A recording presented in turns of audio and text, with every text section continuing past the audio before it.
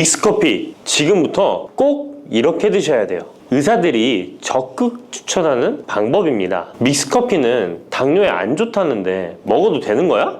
요즘 이렇게 질문하고 있지 않으신가요? 결론부터 말씀드리면 어떻게 먹는지에 따라 믹스커피는 건강에 도움이 될 수도 있고 안 될 수도 있습니다. 그래서 잘 알고 먹어야 하는 거죠. 지금부터 믹스커피에 대한 모든 것을 자세히 알아볼 텐데요. 영상 끝까지 보시면 믹스커피 성분, 효능, 부작용, 건강에 어떤 영향이 있는지와 사람에 따른 하루 권장량, 믹스커피와 같이 먹으면 정말 좋은 식품까지 그동안 몰랐던 믹스커피에 대한 모든 진실 아실 거예요. 제일 먼저 기억하실 게 믹스커피의 성분인데요. 믹스커피는 과연 어떤 성분으로 만들어졌을까요? 물론 믹스커피 제조사마다 성분이 조금씩 다르지만 가장 많이 드시는 믹스커피를 기준으로 말씀을 드릴게요. 믹스커피 성분 첫 번째는 프림입니다. 프림의 원료는 코코넛의 속살인데요. 코코넛 과육에서 채취한 식물성 지방을 분말로 만들어서 믹스커피의 프림으로 사용하는 것입니다. 근데 이 프림이 지방이니까 몸에 안 좋고 콜레스테롤 수치를 높인다 하는 분들도 있고 식물성 지방이라서 오히려 몸에 괜찮다 하는 분들도 있는데요. 어떤 게 맞는 걸까요? 정확히 말하자면 프림에 들어있는 지방은 코코넛에 추출한 식물성 지방이 맞긴 하지만 콜레스테롤을 대놓고 올리는 나쁜 포화지방이 맞습니다. 그런데 여기서 기억하셔야 할 것이 있는데요. 프림에 사용되는 주요 성분인 야자유는 중쇄지방산으로 일반적인 포화지방산과는 조금 다릅니다. 이 중쇄지방산은 일반적으로 체내에서 빠르게 흡수되어 에너지원으로 전환됩니다. 또한 일반적인 포화지방산과는 다르게 심혈관 건강에 악영향을 미치지 않고 소화에도 도움을 줄 수 있는 지방산이에요. 또한 믹스커피 프림에 들어있는 포화지방산은 그 양이 완전히 적다는 것입니다. 요플레 하나 정도에 들어가 있는 양이라고 할 수 있죠. 요플레는 건강을 위해 드시잖아요. 결국 믹스커피에는 몸에 안 좋은 포화지방산이 들어있지만 소량이라서 콜레스테롤 수치에 영향이 하루 한 잔 정도로는 매우 크게 좌지우지할 수 없다고 할 수 있습니다. 그리고 콜레스테롤에 대한 것도 잘 아셔야 하는데요. 우리가 식사하면서 섭취하는 콜레스테롤은 약 20%를 차지하고 나머지 80% 정도는 필요한 만큼 신체에서 자연적으로 합성됩니다. 그렇기 때문에 단순히 커피 한 잔 정도를 마신다고 해서 콜레스테롤 수치가 급격히 올라가거나 건강에 이상을 끼칠 정도의 영향을 주지는 않는다는 거죠. 믹스커피 성분 두 번째는 설탕입니다. 설탕은 당 성분으로 칼로리가 높아서 당연히 몸에 안 좋은 걸로 알고 계실 거예요. 더군다나 믹스커피에 들어있는 설탕은 정제 과정을 거친 백설탕이라 일반적인 설탕보다 흡수 속도가 어마어마하게 빠릅니다. 즉 믹스커피를 마신 후 만족감을 쉽게 느끼는 것은 그만큼 흡수율이 빠르기 때문인데요. 이 당이 소화 과정을 거치지 않고 곧바로 혈액에 녹아들게 됩니다. 왜 안 좋은지 아시겠죠? 근데 여기서 반전이 있어요. 믹스커피에는 설탕이 5g 정도밖에 안 들어있다는 건데요. 쉽게 설명하자면 우유 200ml 한 잔이 칼로리가 135칼로리 정도 되고요. 단순당 함량은 10g 정도 됩니다. 그리고 콜라 한 캔의 칼로리는 100칼로리 정도 되고 단순당 함량이 27g 정도 됩니다. 그리고 요구르트는 큰 거 말고 작은 요구르트도 칼로리가 45칼로리에 단순당 함량도 9g 정도 되는데요. 그렇다면 믹스커피 한 잔에 들어있는 칼로리는 얼마나 될까요? 믹스커피 한 잔에는 칼로리가 50칼로리 정도 들어있고요. 단순당은 6g 정도 들어있어요. 칼로리를 먼저 보자면 작은 요구르트 한 병 정도 수준인 거예요. 콜라랑 비교해봐도 콜라 절반 정도 수준이고 우유 200ml 한 잔하고 비교하면 3분의 1 정도 되는 거예요. 우유는 건강에 좋다고 드시는 경우가 많은데 칼로리로만 보면 믹스커피가 더 좋아 보이죠? 물론 칼로리만 비교할 수는 없겠죠. 그 다음에 단순당을 한번 비교해 볼게요. 단순당이 믹스커피 한 잔이 5g인데 작은 요구르트랑 비교해도 절반 정도 수준이고 콜라 한 캔이랑 비교하면 6분의 1 정도 수준이에요. 그리고 우유 200ml랑 비교해도 절반 수준인 거죠. 이렇게 비교하면 요구르트나 우유, 콜라 절대 먹지 말아야 하는 거 아니야? 이렇게 생각하실 수 있는데 그게 아니고요. 믹스커피가 그만큼 칼로리와 단순당이 생각하시는 것보다는 적다는 거예요. 칼로리와 단순당이 높으면 당연히 몸에 안 좋을 수 있는데 생각하시는 것처럼 믹스커피에 많지 않고 적응량이니 하루에 5잔, 6잔씩 매일 꾸준히 드시는 거 아니면 심각한 질환을 초래할 만큼 영향을 끼치지는 않습니다. 그러면 하루에 몇 잔까지 먹는 게 괜찮을까요? 일단 당뇨가 있거나 당이 높으신 분들은 하루 1잔 정도가 적당한데요. 식후 3시간 정도 후에 드시는 걸 추천드립니다. 그리고 당 체크를 계속 하시니 당 수치가 높지 않으시면 2잔 정도까지 드셔도 괜찮으실 거예요. 당뇨가 없으신 일반인 분들은 하루에 2잔에서 3잔까지도 상관이 없으시고요. 그렇다고 이를 매일매일 드시는 것은 적은 양이라도 몸속에 쌓이기 때문에 그리 좋지는 않다는 거 다들 알고 계시죠? 그래도 건강을 위해 미리 예방하는 차원에서 식후 바로 드시지 마시고 2시간 정도 후에 드시면 좋습니다.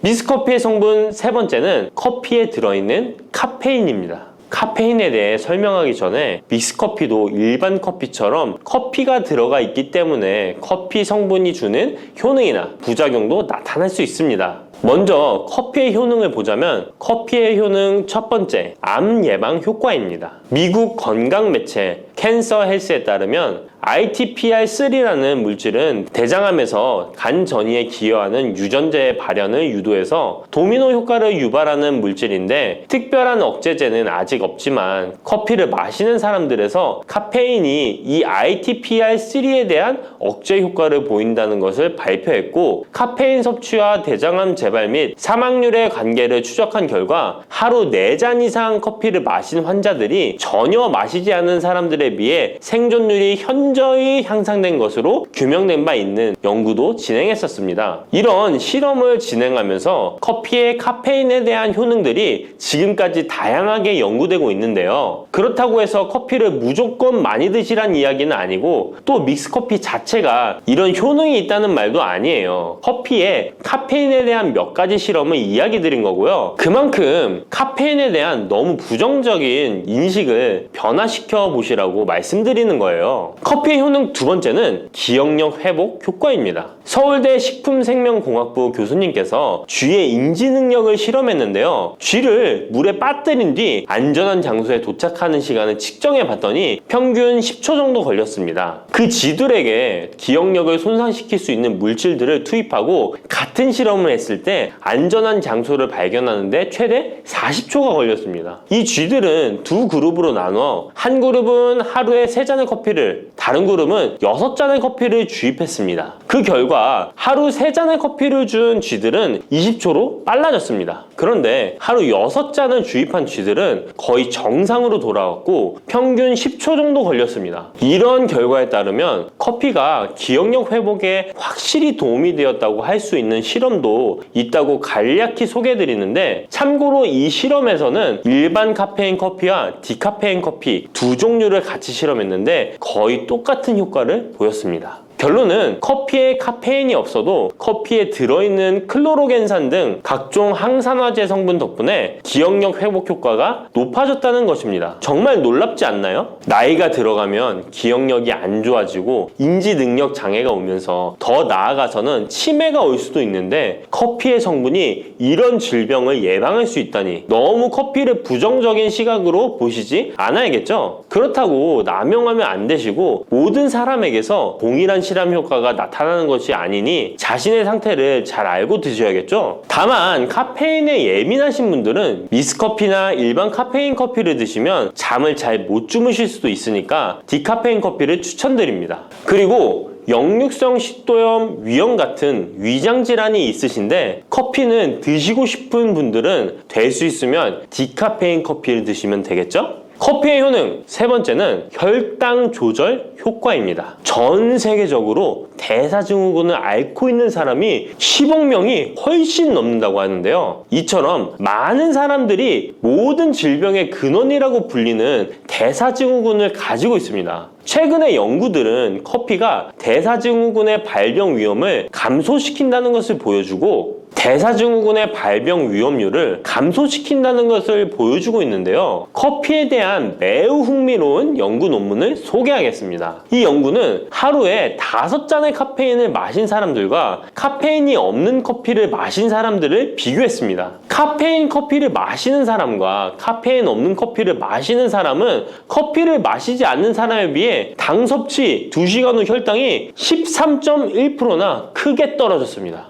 이 외에도 카페인의 혈당에 관계된 실험들도 많이 존재하는데요. 카페인도 적절한 용량, 그렇다고 음료에 들어가 있는 합성 카페인을 말씀드리는 건 아닙니다. 적절히 섭취하면 큰 부작용 없이 드실 수 있다는 것을 말씀드리는 거예요. 커피 효능, 네 번째는 다이어트 효과입니다. 다이어트라는 사람들이 운동하기 전에 커피를 마시고 나서 운동을 한다면 카페인이 신진대사를 빠르게 함으로써 운동 효과를 증진시키기 때문에 체중 감량에 도움을 줄 수 있습니다. 뿐만 아니라 커피에는 카페인 성분이 포함되어 있는데요. 당연하게도 믹스커피에 포함된 커피에도 카페인이 포함되어 있고요. 이런 카페인은 적절한 용량을 섭취한다면 신체적 피로 해소와 소화 기능 개선과 같은 효능을 누릴 수 있습니다. 오전에 커피 한 잔을 마시면 화장실에 가고 싶어지는 것도 커피에 카페인 성분이 장 운동을 활발하게 해주는데 영향을 주기 때문입니다. 카페인 성분이 장 운동을 활발하게 해주는데 영향을 주기 때문입니다. 물론 이뇨작용도 활발히 해줘서 소변도 조금 더 많이 보게 되긴 합니다. 다시 돌아가서 믹스커피에 들어있는 세 번째 성분 카페인에 대해 알아볼게요. 믹스커피에 포함된 카페인 용량은 제품마다 차이가 있을 수 있어요. 하지만 평균적으로 60mg 가량의 카페인이 한 잔 용량의 믹스커피에 포함되어 있는데요. 이는 일반적인 아메리카노 대비 3분의 1 수준에 해당하는 수치입니다. 결과적으로 믹스커피의 카페인은 일반 아메리카노보다도 훨씬 적게 들어있는 거죠. 그렇다면 식약처에서 권고하는 카페인 1일 최대 섭취량은 얼마나 될까요? 일반 성인의 경우 카페인 최대 섭취량은 400mg 정도이고요. 어린이나 청소년은 체중 1kg당 2.5mg 이하, 임산부는 200mg 정도입니다. 그러나 임산부의 경우에는 카페인이 태아에 미치는 영향이 조금이라도 있으니 안 드시는 게 좋겠죠? 콜라 한 캔에 카페인이 보통 35mg 정도 들어있으니 믹스커피가 카페인 함량도 크지 않다는 걸 알 수 있습니다. 여기서 잠깐! 그렇다면 믹스커피와 같이 먹었을 때 효과를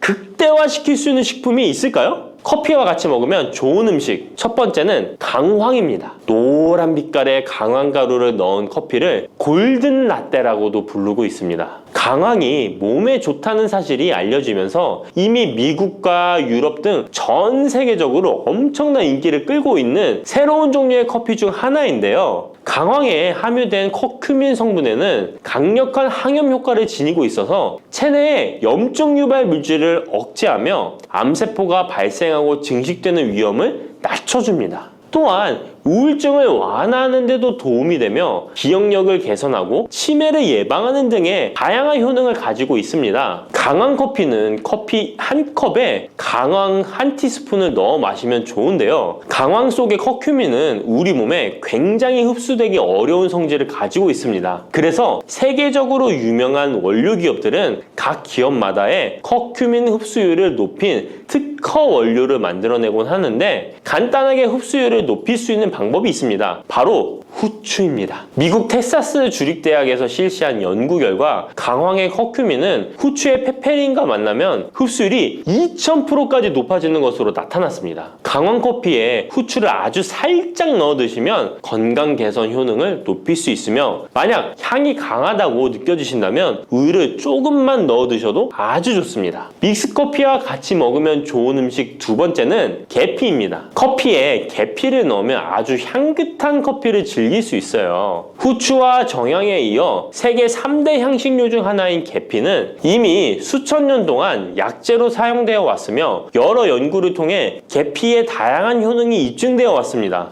커피의 원료 생산지인 멕시코에서도 커피에 시나몬 스틱을 넣은 커피를 즐겨 마신다고 합니다. 미국 당뇨협회가 발표한 연구에 따르면 제2형 당뇨병 환자에게 계피를 투여하자 혈당 중성지방 수치는 낮아지고 좋은 콜레스테롤 수치는 높아졌다고 해서 블랙커피에 계피 2분의 1 티스푼을 넣은 후에 섞어 마시는 것이 황금 비율이라고 하니 한번 참고해서 드셔보시면 좋을 것 같네요. 특히 혈액순환에도 아주 좋습니다. 믹스커피와 같이 먹으면 좋은 음식 세 번째는 생강입니다. 강력한 항산화 성분을 가진 생강은 커피에 넣어 함께 곁들여 마시면 생강의 알싸한 맛이 부드러워지면서 향긋한 생강커피를 즐길 수 있습니다. 생강의 매운맛을 내는 쇼가올과 진저롤 성분이 혈중 콜레스테롤을 낮춰서 동맥경화나 뇌경색 등을 예방하며 항염, 항암 효과가 뛰어나서 암을 유발하는 종양세포의 성장을 억제하는 등의 다양한 효능을 지니고 있습니다. 특히 기관지를 확장시키는 효과가 있어서 기관지염이나 천식, 비염을 달고 사시는 분들은 자주 섭취하시면 아주 좋습니다. 추가로 생강에는 디아스타제라는 단백질 분해 요소가 있어서 식후 커피에 생강가루를 넣어 마시면 장 운동을 촉진해 더부룩한 속을 해소하는 데에도 도움을 얻을 수 있습니다. 드시는 방법은 커피 한 컵에 생강가루 한 티스푼을 넣어 드시면 되고, 생강의 맛이 걱정되신다면 처음에는 조금씩 넣어서 서서히 맛을 익혀가는 것도 좋은 방법이라고 할 수 있습니다. 제가 말씀드린 방법이 무조건 믹스커피를 먹어라 먹지 말아라 하는 말은 아니고, 믹스커피에 대한 오해와 건강을 걱정하시는 분들께 어떤 식으로 먹으면 조금이나마 건강에 대한 걱정을 덜게 만들어 줄까 하는 의문에서 시작한 것이기 때문에 오해 말고 편안하게 들어주시면 좋겠습니다.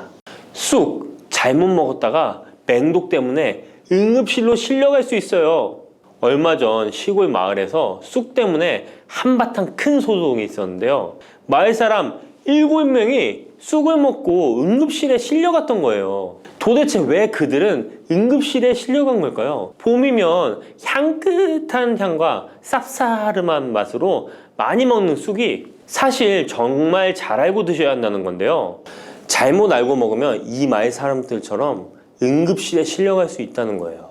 그럼 지금부터 쑥 드실 때 주의할 점, 그리고 쑥을 드시면 안 되는 분들, 쑥과 함께 드시면 안 되는 음식, 쑥의 효능, 쑥과 함께 드시면 보약이 되는 음식에는 어떤 것이 있는지 쑥 건강하게 먹는 방법까지 알려드릴게요. 우리나라에 자라는 쑥의 종류가 40종이 넘고 쑥과 비슷하게 생긴 독초도 있어 채취 시 주의해야 합니다. 먼저 오초라는 독초가 있는데 쑥과 비슷하여 해마다 오초를 섭취하고 병원에 실려오는 환자들이 있습니다. 이 오초는 조선시대에는 사약을 만들 때 사용할 정도로 맹독을 가지고 있습니다. 많이 자랐을 때는 쑥과 어느 정도 구분이 되지만 어린 잎인 새수는 쑥과 너무 비슷해서 이런 사고가 자주 발생하게 됩니다. 그리고 쑥은 아무 데서나 채취해서 드시면 안 되는데요. 그 이유는 바로 중금속 때문입니다. 도심이나 하천,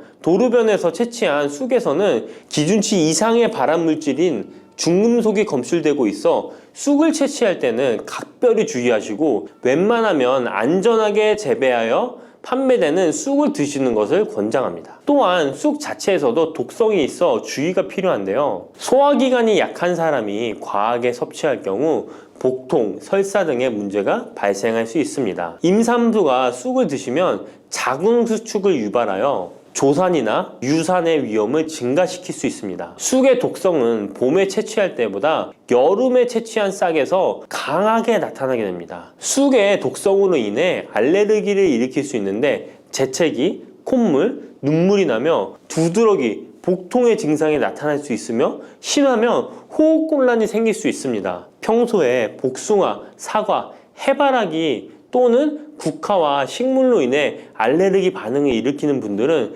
특별히 주의하셔야 합니다. 몸에 열이 많은 분들도 쑥을 함부로 드시면 안 됩니다. 쑥이 몸에 좋다고 하여 계피, 대추 또는 각종 야채를 넣어 차를 끓여 드시기도 하고 물 대신 드시거나 쑥즙을 내어 드시는 분들이 계신데요. 평소 몸에 열이 많은 분들은 절대 이렇게 드시면 안 됩니다. 한의학에서 생쑥은 따뜻하고 익힌 쑥은 뜨겁고 매운 성질을 가지고 있는 식물이라고 합니다. 몸에 열이 많은 분들이 쑥을 저렇게 드시면 몸에 지나치게 많은 열이 발생해 특히 가슴과 머리 쪽으로 올라가게 되는데 이 열로 인해 혈압이 올라가고 심장병의 원인이 될 수도 있습니다. 이런 쑥을 드실 때는 함께 먹는 음식도 중요한데요. 절대로 함께 드시면 안 되는 음식은 우유입니다. 요즘 쑥을 이용해 케이크도 만들고 음료로 쑥 라떼 같은 것도 인기가 높은데요. 쑥의 효능들이 우유와 함께 먹으면 전부 사라지게 되는데요.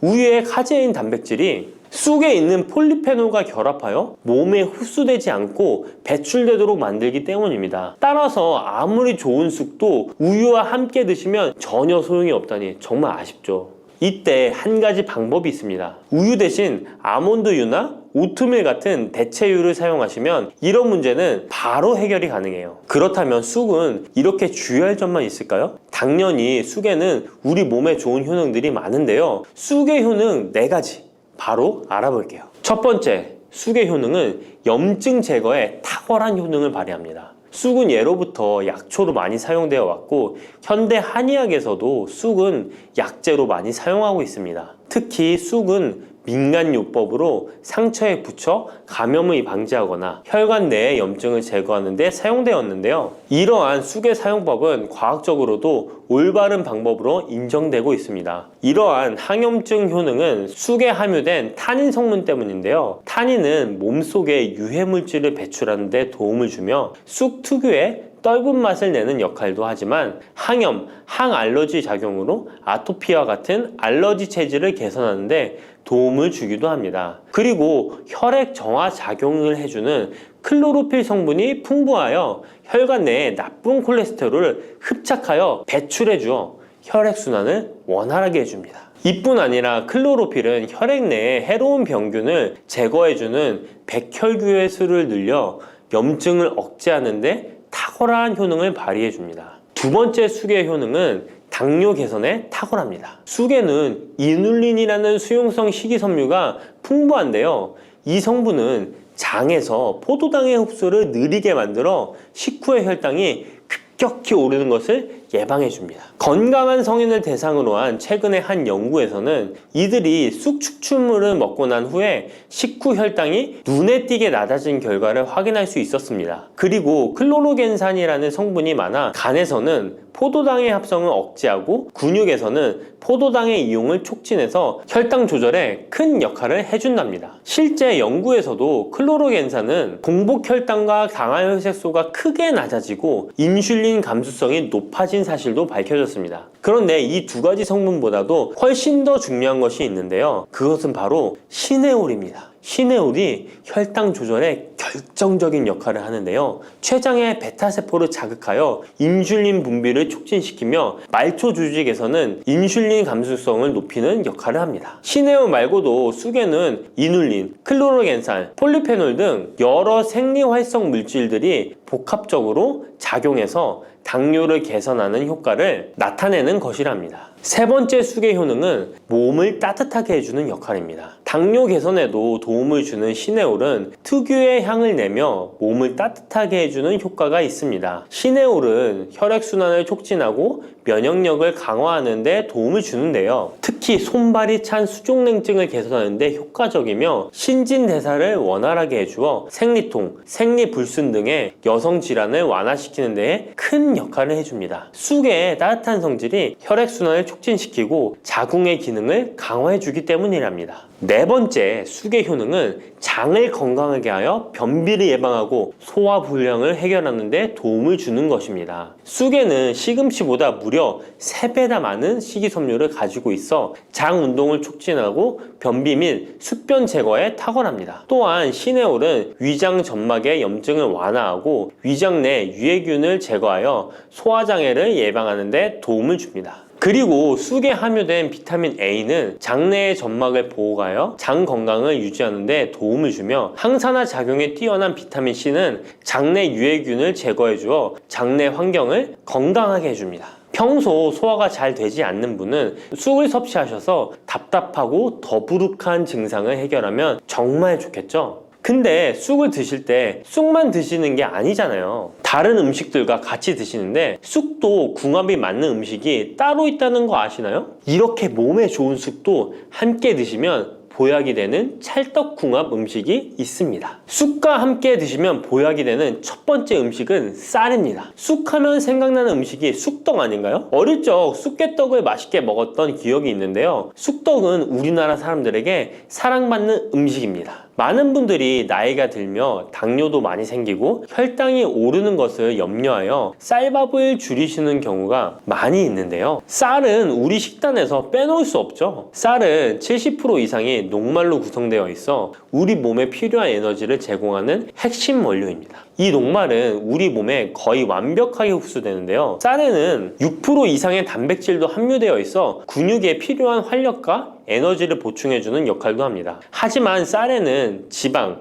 식이섬유, 미네랄, 비타민이 다소 부족하다는 단점이 있는데 쑥과 함께 드시면 이런 문제는 바로 해결됩니다. 쑥은 칼슘이 풍부하여 뼈를 튼튼하게 할 뿐만 아니라 많은 비타민을 갖고 있어 쌀의 부족함을 채워줍니다. 두 번째, 쑥과 함께 드시면 보약이 되는 음식은 브로콜리입니다. 쑥과 브로콜리를 함께 드시면 염증과 항암에 놀라운 효능을 갖게 되는데요. 브로콜리는 건강에 좋은 채소라는 사실은 이미 잘 알고 계실 거예요. 그런데 쑥과 함께 드시면 그 효과는 폭발적으로 향상되는데요. 우선 철분의 흡수율이 2배 이상 높아집니다. 특히 철분이 부족한 산모뿐만 아니라 모든 연령대의 여성들에게 좋은 식품이 됩니다. 그리고 서로의 무기질과 비타민의 구성이 좋아 염증 해소에 정말 대단한 시너지 효과를 발휘하게 되는데요. 혈액이 산성화되어 염증이 생기는 것을 원천 차단해주고 세균에 대한 저항력도 길러주어 최고의 항암식품이 된답니다. 쑥과 브로콜리의 식이섬유가 함께 작용하면 놀라운 효능을 발휘합니다. 쑥에는 아테미신산이라는 식이섬유가 풍부한데 이 성분이 간에서 중성지방의 제사를 원활하게 하는데 도움을 줍니다. 이렇게 되면 지방간도 해결되며 몸에 지방이 저장되는 것을 막아주어 다이어트와 붓기 제거, 특히 뱃살 제거에 탁월합니다. 세 번째, 쑥과 함께 드시면 보약이 되는 음식은 계란입니다. 쑥과 함께 계란을 드시면 나이가 들면 많이 생기는 신경통과 손발 저림 증상을 해결할 수 있습니다. 특별히 여성들에게 도움이 많이 되는데요. 쑥의 따뜻한 성질로 인해 혈액순환이 잘 되고 몸의 붓기와 독소를 제거해주는 효과가 좋아 신경통, 저림 같은 증상을 진정시키는데 놀라운 효능을 발휘하는 것입니다. 계란의 단백질과 쑥이 만나 근육을 단단하게 만들어줍니다. 계란에는 단백질과 항산화 성분이 풍부하지만 비타민C가 부족한데 쑥에 많은 비타민C가 있어 계란의 부족한 부분을 채워줍니다. 쑥의 칼륨과 미네랄은 혈액 속에서 세포의 균형을 지켜주고 폐를 정화하여 폐 질환도 완화시켜줍니다. 또한 골다공증과 같은 뼈 질환을 예방해주기도 합니다. 그리고 쑥과 계란을 함께 드시면 뇌 건강에도 좋은데요. 계란의 콜린과 쑥의 비타민이 함께 기억력과 인지 능력을 향상시켜주고 뇌세포를 보호하여 치매를 예방해줍니다. 네 번째, 쑥과 함께 드시면 보약이 되는 음식은 콩나물입니다. 콩나물과 쑥은 식이섬유와 필수 아미노산이 풍부하여 소화 기능을 강화시키는데 탁월한 시너지를 발휘합니다. 콩나물에는 다양한 비타민과 미네랄이 풍부하여 자연적인 비타민 보충제 역할을 합니다. 콩나물에는 지방이 적지만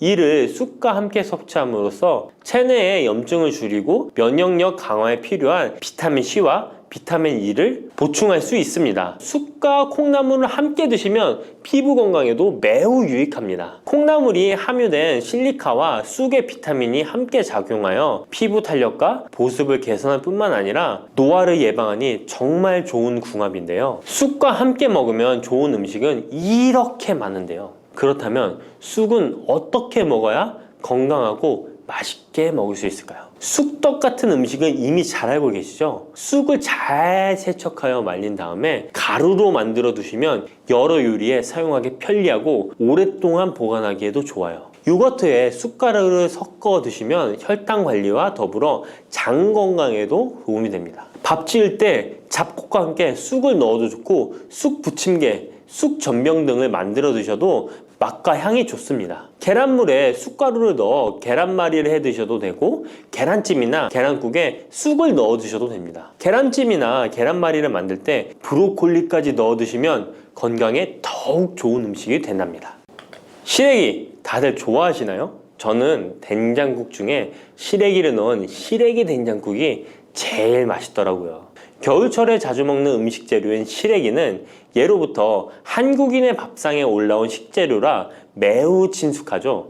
시래기는 주로 무청이나 배춧잎을 말려서 만든 것으로 과거 우리나라가 가난하던 시절 겨울철 채소로 밥상에 중요한 역할을 해왔을 뿐만 아니라 지금은 특유의 향과 식감으로 꾸준히 많은 사랑을 받고 있는데요. 시래기는 맛뿐만 아니라 몸에 좋은 성분까지 가득한 건강식품이라는 것 알고 계셨나요? 시래기의 놀라운 영양 성분과 효능 알려드릴게요. 첫 번째, 시래기의 효능은 바로 뼈 건강에 매우 좋다는 것입니다. 시래기와 뼈 건강 잘 연관지어지지 않는데요. 시래기에는 100g당 칼륨 함유량이 우유의 3배나 된다는 사실 놀랍지 않나요? 이렇게 시래기에는 칼슘이 풍부하게 들어있어서 뼈를 튼튼하게 유지하는 데 도움을 주는데요. 뼈 건강에 칼슘이 좋은 역할을 한다는 것은 다들 아시죠? 시래기는 칼슘뿐만 아니라 뼈 건강에 필수적인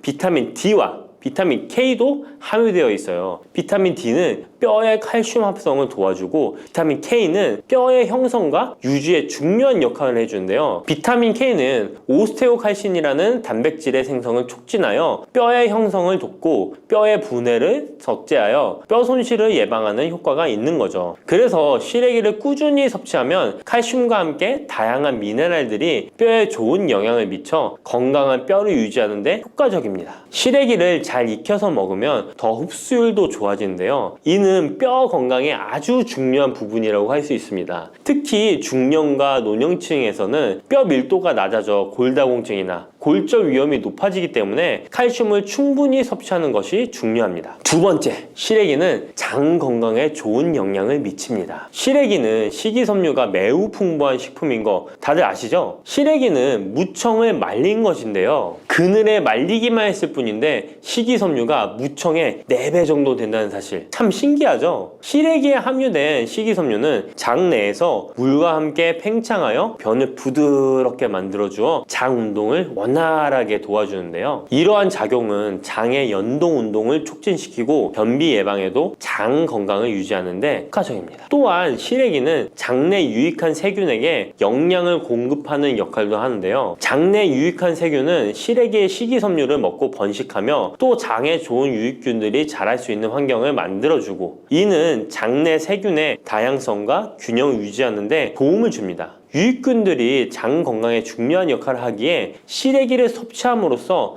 장의 환경을 개선할 수 있답니다. 이뿐만 아니라 시래기에는 항염증 작용을 하는 폴라보노이드와 폴리페놀 등의 식물 화합물이 함유되어 있는데요. 이러한 식물성 화합물은 체내의 염증을 억제하고 장내 염증을 감소시키는데 도움을 줄 수 있습니다. 시래기는 장을 건강하게 유지하고 장에서 발생할 수 있는 다양한 질병을 예방하는 데 도움이 될 수 있죠. 장 건강을 생각한다면 이제부터 시래기 꼭 섭취해야겠죠? 시래기의 놀라운 효능 세 번째는 간 해독 능력입니다. 시래기에는 항산화 작용을 하는 비타민 C와 베타카로틴이 들어있어 간 건강에 매우 좋다는 것 알고 계셨나요? 비타민 C는 보통 과일에 많이 함유되어 있다고 생각하실 텐데요. 시래기에도 비타민 C가 풍부하게 함유되어 있습니다. 시래기에 함유되어 있는 비타민 C는 강력한 항산화 작용을 가지고 있어 체내에 유해한 자유 라디칼을 중화시키고 특히 간은 우리 몸의 해독기관으로 해독작용을 잘하려면 항산화 물질이 필요한데 시래기를 섭취하면 이 항산화 성분들이 간의 해독작용을 돕고 간 기능을 강화하는 데 효과를 볼 수 있습니다. 또한 시래기에는 미네랄인 칼륨과 마그네슘도 풍부하게 함유되어 있어 이러한 미네랄은 간 기능을 지원하고 체내 독소를 제거하는 데 도움을 줄 수 있습니다. 간은 알코올이나 지방, 환경적인 유해 물질을 처리하는 중요한 역할을 하기에 시래기를 자주 섭취하는 것이 간 건강에 큰 도움이 될 수 있다는 것 꼭 기억해 주세요. 네 번째 시래기의 효능은 바로 혈관 건강에 좋은 것입니다. 시래기에는 다양한 영양소가 들어있는데 특히 혈압을 안정시키는 데 도움을 줄 수 있는 칼륨이 많이 들어있습니다.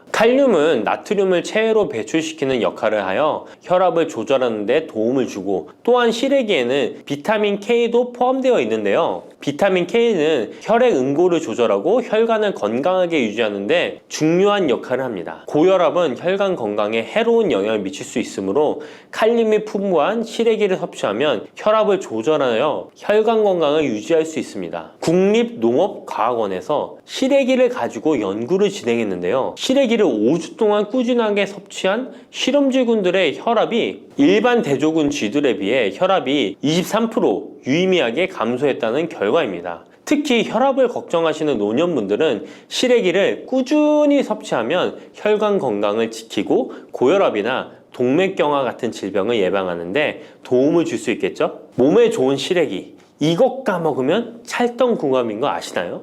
시래기와 함께 먹으면 좋은 음식들 바로 알려드릴게요. 시래기와 잘 어울리는 음식 첫 번째는 두부입니다. 시래기와 두부는 아주 잘 어울리는데요. 두부는 식물성 단백질이 풍부하고 식이섬유, 비타민, 미네랄 등 다양한 영양소가 풍부한 시래기와 함께 먹으면 서로 보완되는 환상의 조합이죠. 두부의 부드러운 맛과 시래기의 아삭한 식감이 조화를 이루어 맛있고 건강한 한 끼를 완성할 수 있습니다. 시래기와 두부는 모두 뼈 건강에 좋고 단백질과 칼슘을 동시에 섭취할 수 있어 노년층에게 특히 좋은 조합이라고 할 수 있는데요. 된장국을 끓이실 때 두부와 시래기를 넣어 조리하면 고소한 된장과 부드러운 두부, 그리고 시래기의 식이섬유가 서로 조화를 이루면서 소화도 잘 되고 영양도 풍부하답니다. 다른 조리 방법으로는 시래기 두부찜도 있는데요. 시래기와 두부를 함께 찜통에 넣어 찐 후에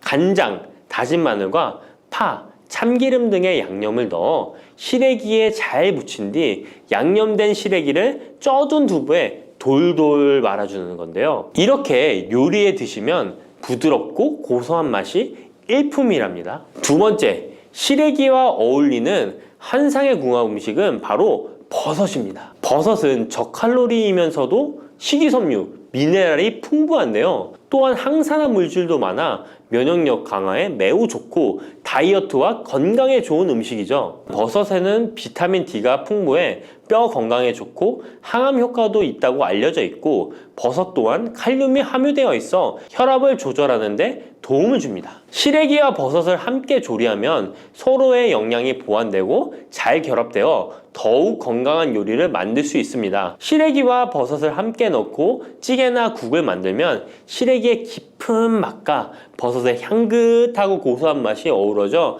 맛도 좋고 영양도 가득한 한 끼가 되죠. 제가 추천하는 요리법은 시래기와 버섯을 밥에 함께 밥을 짓는 것인데요. 이렇게 밥을 짓게 되면 조리도 간편하면서 고소한 맛과 식감이 어우러진 시래기 버섯밥이 완성된답니다. 꼭 한번 드셔보세요. 세 번째, 시래기와 된장은 궁합이 잘 맞습니다. 많은 분들이 시래기 하면 된장국이 먼저 떠오르죠. 시래기 된장국은 많은 분들이 좋아하는 국이죠. 된장국에 들어가는 된장은 콩을 발효시켜 만든 전통적인 한국 발효식품으로 장 건강에 매우 좋은 음식인 거 다 아실 거예요. 된장은 유산균이 풍부하여 장에 좋은 영향을 미치고 풍부한 단백질과 다양한 아미노산을 함유하고 있는데요. 시래기와 함께 먹으면 장 건강을 더욱 향상시킬 수 있습니다. 시래기는 부드럽고 고소한 맛을 가지고 있어 된장과 함께 조리하면 된장의 구수한 맛과 시래기의 고소한 맛이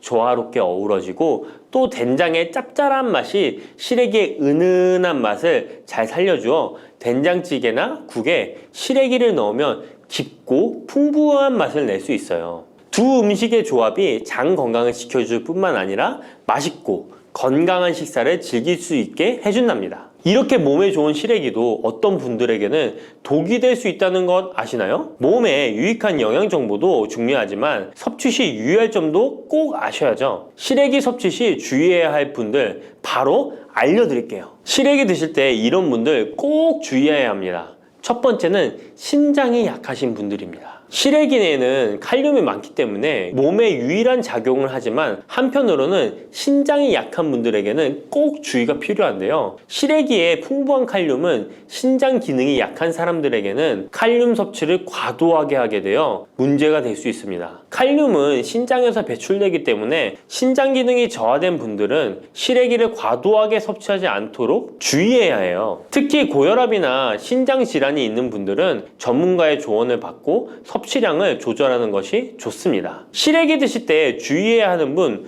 두 번째는 바로 소화기관이 약하신 분들입니다. 시래기는 식이섬유가 풍부한 식품으로 이 역시 몸이 건강한 분들에게는 유익한 성분이지만 소화기관이 약해지신 분들이 과도하게 섭취하게 될 경우 위장에 부담을 줄 수 있어요. 특히 장이 민감한 분들은 식이섬유가 장을 과하게 자극하고 불편하지 않게 하기 위해서 과식하지 않도록 주의하는 것이 좋습니다. 너무 많은 양을 먹으면 배가 불편하거나 소화불량을 일으킬 수 있기 때문에 적당히 섭취하는 것이 중요하다는 것 꼭 유의해 주세요. 바다의 불로초, 해조류의 왕이라는 별명을 갖고 있는 김. 이런 몸에 좋은 김도 잘못 먹으면 암에 걸리고 치매에 걸릴 수 있다는 사실 알고 계신가요?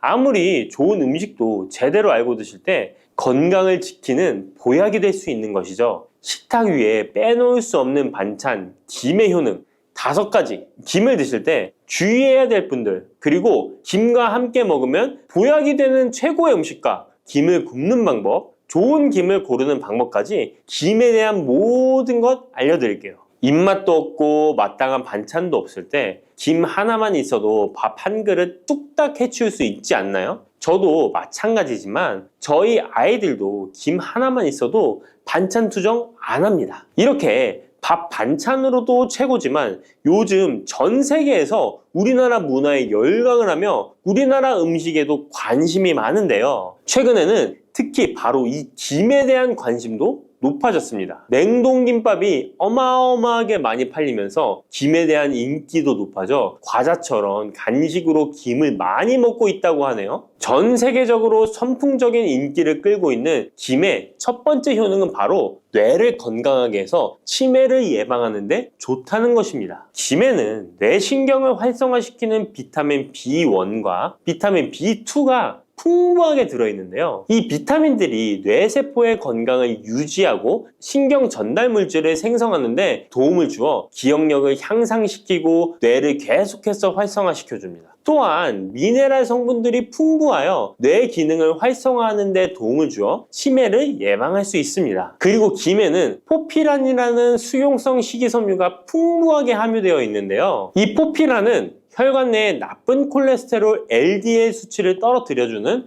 효능이 있습니다. 따라서 혈관 내의 혈전 생성을 막아주고 동맥경화도 예방하여 혈액순환을 좋게 함으로써 뇌에도 혈류를 원활하게 해주는 것입니다. 또 김에 함유되어 있는 알긴산이라는 성분이 있는데요. 이 알긴산도 콜레스테롤이 혈관에 쌓이는 것을 방지하고 몸 밖으로 배출시켜주는 역할을 해줍니다. 국립부경대학교 연구팀의 연구 결과에 따르면 알긴산은 혈관 내의 중금속과 노폐물을 흡착하여 제거하고 혈액 속 중성지방 및 콜레스테롤을 억제하여 피를 맑게 하고 성인병 예방에 놀라운 기능을 한다고 보고하고 있습니다. 이러한 성분들의 효능으로 뇌에 필요한 영양분을 충분히 공급하고 노폐물을 빨리빨리 배출할 수 있게 되어 머리도 맑아지고 뇌신경을 튼튼하게 해주는 것이죠. 이러한 김과 계란을 함께 드시면 엄청난 시너지 효과를 누릴 수 있는데요. 계란에는 비타민 B1, 2와 콜린이라는 성분이 풍부한데 이 성분들이 뇌신경을 활성화하는 데 큰 도움을 줄 수 있습니다. 그 이유를 살펴보면 콜린은 뇌의 신경 시스템에서 중요한 역할을 하는 아세틸콜린이라는 물질의 주 성분인데 아세틸콜린은 신경 전달 물질로 뇌세포 사이에서 정보를 전달하는 역할을 해줍니다. 바로 이 콜린이 충분히 공급되어야 기억력, 학습 능력, 그리고 인지 기능을 유지할 수 있습니다. 이뿐만 아니라 김은 계란에 부족한 비타민 C를 보충해주고 계란은 김에 부족한 비타민 D를 보충해줘서 서로가 정말 잘 어울리는 식품이 되는 것입니다. 계란과 김이 만나면 정말 뇌 기능에 필요한 보약이나 다름이 없는 것이죠. 김의 두 번째 효능은 식물성 단백질 공급원의 최고봉이라는 것입니다. 김에 함유된 단백질의 양은 소고기보다도 많은데요. 소고기가 단백질이 풍부하다고 알고 계시잖아요. 소고기 100g당 단백질의 함량은 20g이고요. 김 100g당 단백질의 함량은 30g입니다. 소고기보다 김에 단백질이 많이 들어있다니 놀랍지 않나요? 마른 김 5장에는 계란 1개에 함유된 단백질의 양이 들어있다고 합니다. 그런데 이 단백질에 식물성 단백질과 동물성 단백질이잖아요. 이 둘을 함께 먹을 때 더욱 흡수가 잘 되어 건강에 좋은데요. 이 김과 계란을 함께 먹을 수 있는 정말 좋은 방법 알려드릴게요. 김 계란말이는 많이들 해 드시잖아요. 반찬으로 만들어 먹기도 편하고 맛도 좋아 많이들 드시는데요. 그것 말고 계란김전을 알려드릴게요. 먼저 김을 먹기 좋은 크기로 잘라주시고요. 한쪽에 놓아줍니다. 적당한 용기에 계란을 깨주시고요. 속은 한 꼬집으로 약간 간을 해줍니다. 다음에 계란을 풀어줍니다. 이제 김을 2장씩 포개어 계란물을 앞뒤로 잘 묻혀준 다음에 기름을 두른 팬에다 부쳐주시면 됩니다. 정말 쉽죠? 이렇게 김과 계란을 함께 드시면 맛도 좋고 건강도 챙길 수 있는 밥상위에 보약이 된답니다. 세 번째, 김의 효능은 항산화 작용입니다. 몸 안에 활성산소가 많아지게 되면 활성산소가 세포를 공격하여 노화시킬 뿐 아니라 암세포로 변이시켜 암을 발생시키기도 하는데요. 김에는 이런 활성산소를 제거시켜 줄 수 있는 강력한 항산화 물질인 베타카로틴이 풍부하게 함유되어 있습니다. 대표적인 강력한 항산화 물질인 베타카로틴은 당근에 많이 함유되어 있다고 다들 알고 계시잖아요. 당근보다 김에 베타카로틴이 더 많이 함유되어 있습니다.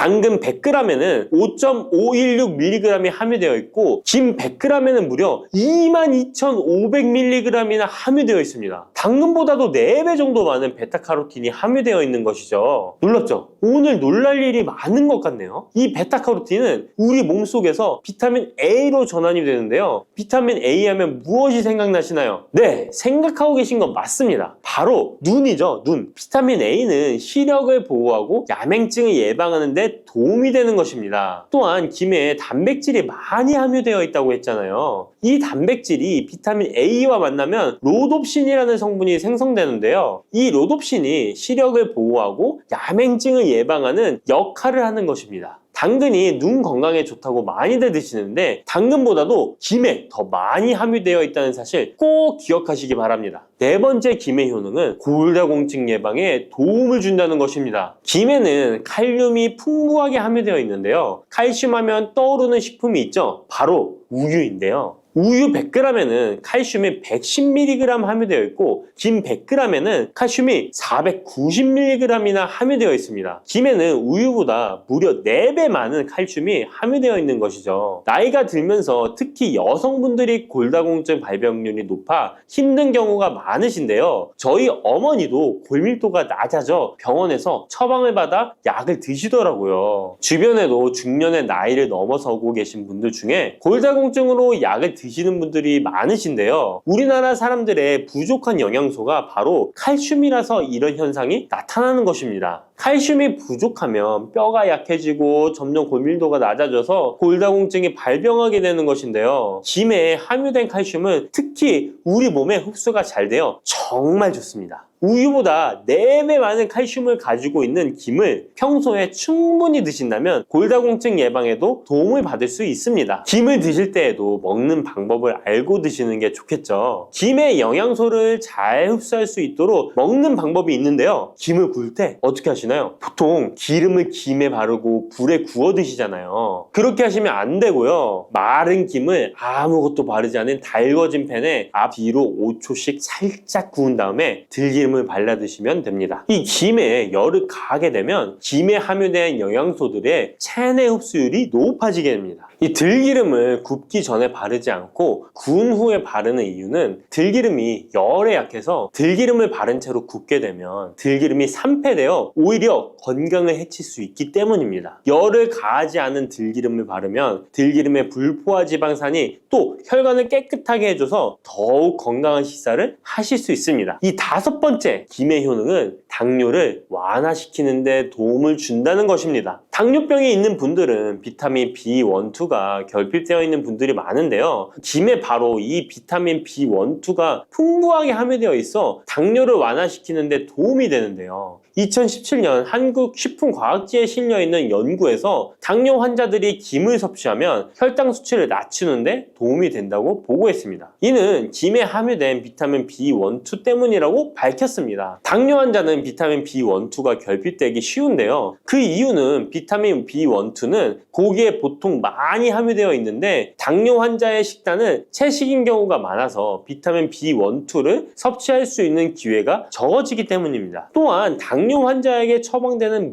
메트포르민 계열의 성분들의 약물이 비타민 B1, 2의 흡수를 방해해 비타민 B1, 2가 결핍될 가능성은 더욱 높아집니다. 당뇨 환자들은 고혈당으로 인해 신경이 많이 손상이 되는데요. 이 때문에 손발끝이 저리거나 통증이 오는 신경합병증이 발생하게 됩니다. 이 증상을 완화시키고 신경이 손상되지 않도록 보호하는 역할을 비타민 B1, 2가 해주는 것입니다. 이런 이유로 당뇨 환자는 비타민 B1, 2의 섭취를 신경 써서 해주는 것이 좋지만 말씀드린 대로 육류 식단은 또 당뇨 환자의 식단에 잘 들어가 있지 않죠. 그래서 비타민 B1, 2가 풍부한 김을 섭취하는 것이 당뇨 환자에게 정말 좋은 대안이 되는 것입니다. 비타민 B1, 2의 하루 권장 섭취량은 2.4mg인데요. 이는 자르지 않은 김 한 장만 섭취해도 충분히 섭취할 수 있는 양입니다. 당뇨가 있는 분들이라면 오늘부터 식사하실 때 김을 꼭 드셔야겠죠? 다만 시중에 판매되는 조미김은 기름에 구워지고 그 기름이 산패될 가능성이 높아 오히려 건강에 해로울 수 있으니까 알려드린 대로 마른 김에 기름을 바르지 않고 달궈진 팬에 살짝 구워 드시기 바랍니다. 그런데 이렇게 평소에 많이 드시고 계신데 잘못 드시면 건강을 해칠 수도 있다는 사실 알고 계신가요? 특별히 갑상선이 약하신 분들은 김을 섭취하는데 주의하셔야겠습니다. 갑상선은 우리 몸에서 가장 중요한 내분기 기관 중 하나인데요. 갑상선은 목 부분 기관지 아래에 위치한 나비 모양의 내분비 기관입니다. 중요한 여러 기능을 하지만 그 중에서도 특별히 대사율을 조절하는 기능을 합니다. 갑상선에 T3, T4 호르몬을 분비하여 우리 몸의 에너지 소비와 체온 조절을 하는데 중요한 역할을 하는 것입니다. 그리고 갑상선 호르몬은 신경 시스템의 정상적인 기능을 유지하는데 꼭 필요한데요. 이 호르몬이 제대로 분비가 되지 않아 수치가 너무 높거나 낮게 되면 우울증, 불안 증세,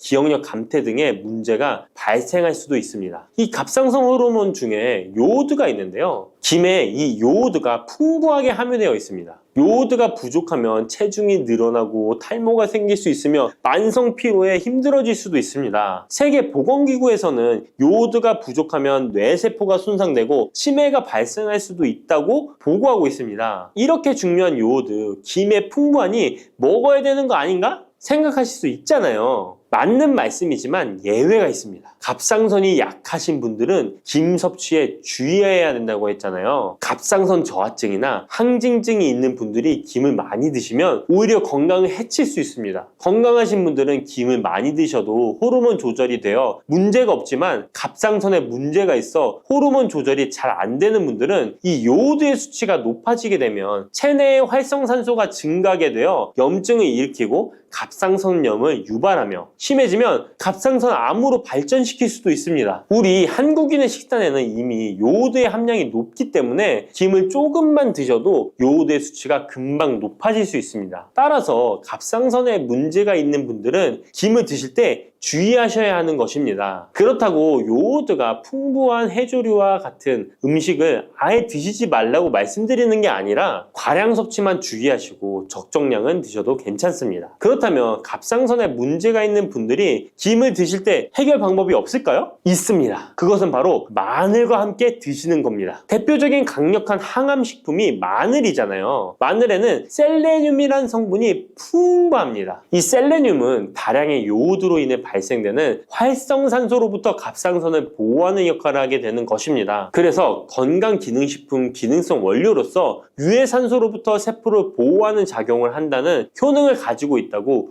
우리나라 식약처에서도 인정을 해주고 있죠. 그리고 갑상선 호르몬의 생성을 도와 갑상선에 문제가 있는 분들이 드시면 호르몬 문제를 해결하는데 도움이 되는 것입니다. 또한 김에 함유된 알긴산이라는 성분이 콜레스테롤이 혈관에 쌓이는 것을 방지하고 몸 밖으로 배출시켜주는 역할을 한다고 알려드렸는데, 바로 이 마늘과 함께 드시면 이 효능이 배가 돼서 혈관에 혈전이 생기는 것을 막아주어 혈관 건강에 최고의 보약이 되는 것입니다. 이렇게 좋은 김 아무거나 드시지 마시고요, 좋은 김 고르는 방법도 알려드릴게요. 좋은 김은 검붉은색을 띠며 살짝 반짝이는 윤기가 있고 냄새 없이 담백한 맛이 나는 것입니다. 그리고 구웠을 때 녹색빛이 선명하게 나타나며 물에 불렸을 때는 잘 녹고 김을 담갔던 물이 맑을수록 좋은 김이라고 할 수 있습니다. 이 김은 저희 하단 링크에 있으니까 링크 한번 보시고 김을 사시기 바랍니다.